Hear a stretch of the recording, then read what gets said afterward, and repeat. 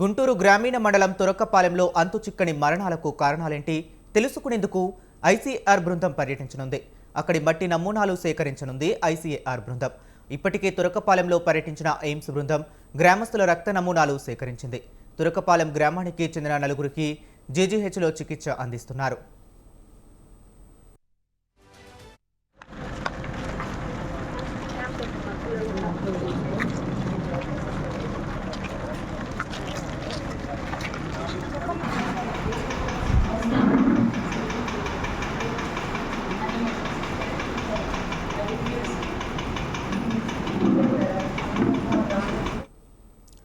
గుంటూరు జీజీహెచ్లోని ప్రత్యేక వార్డులో చికిత్స పొందుతున్న తురక్కపాలెనికి చెందిన 6గురిలో ఒకరికి మొలియానోడోసిస్ పాజిటివ్గా తేలింది.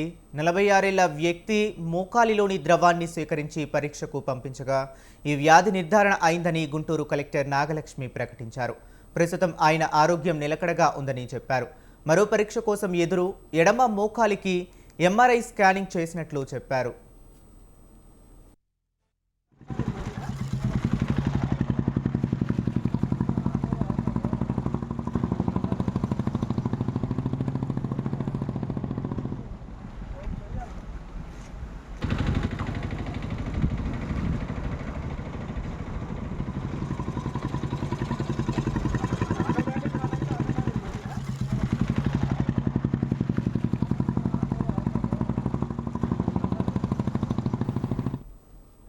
ప్రైవేట్ ఆసుపత్రిలో చికిత్స పొందుతూ ఇదివరకే పాజిటివ్గా తేలిన మరొక రోగి ఆరోగ్య పరిస్థితి కూడా నిలకడగా ఉందని అధికారులు తెలిపారు.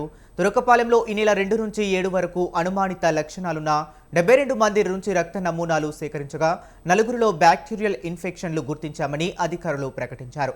14 మంది నమూనాల్లో ఏమీ లేదని తేలిందని, మిగిలిన వారి పరీక్షల ఫలితాలు రావాల్సి ఉందని తెలిపారు. గ్రామంలో నిపుణులతో ప్రత్యేక వైద్య శిబిరాలు నిర్వహిస్తున్నారు. అలాగే పారిశుద్ధ్య కార్యక్రమాలు చేపట్టారు.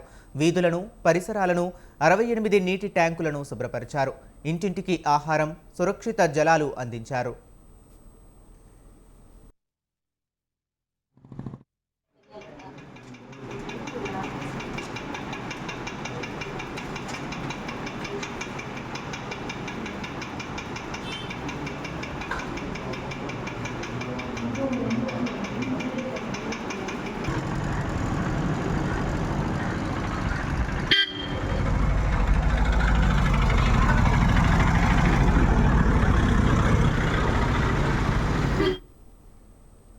ఈ గ్రామ పరిస్థితిపై ముఖ్యమంత్రి చంద్రబాబు సోమవారం సమీక్షించనున్నట్లు తెలుస్తుంది.